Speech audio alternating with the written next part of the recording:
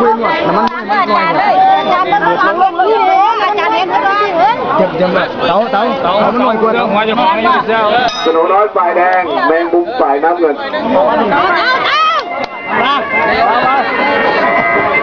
ยกเป็น5 ยกรับประตูดีเย็นนั่นละเต่า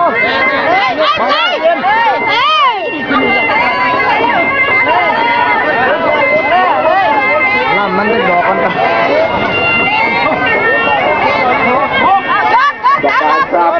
บางไว้เจ็บบ้าน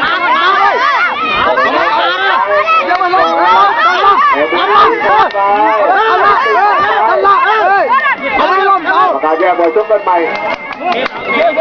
เอาจะพร้อมตัดมันหนักเลยแม่งคิดเลย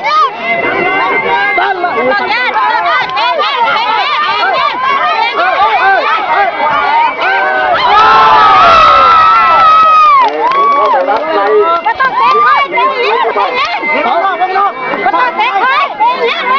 โดนทีบ้าง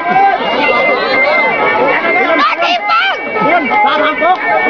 บอลละ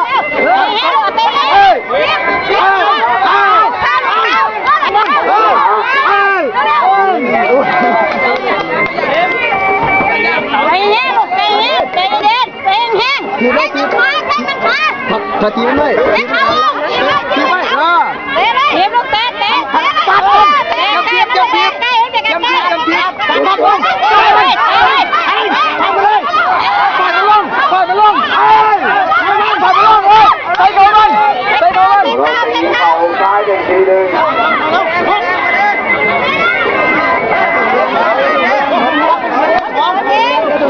ไปมันเอาเต่านั่นละ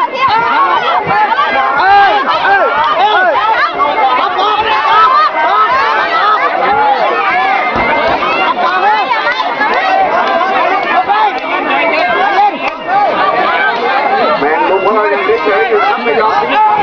ตัดมันก่อนตัดเลยยกไป1 ข้อก่อนเต่ามีมัดนะเต่าคู่ต่อไปเตรียมตัวนะครับฟ้าใหม่แจ็คตั้งปีกนะครับฝ่ายแดงกับกีตาร์กินลูกพยัคฆ์นครนะครับฝ่ายเงินเตรียมตัวไปด้วยนะครับแล้วก็มะนาวหวาน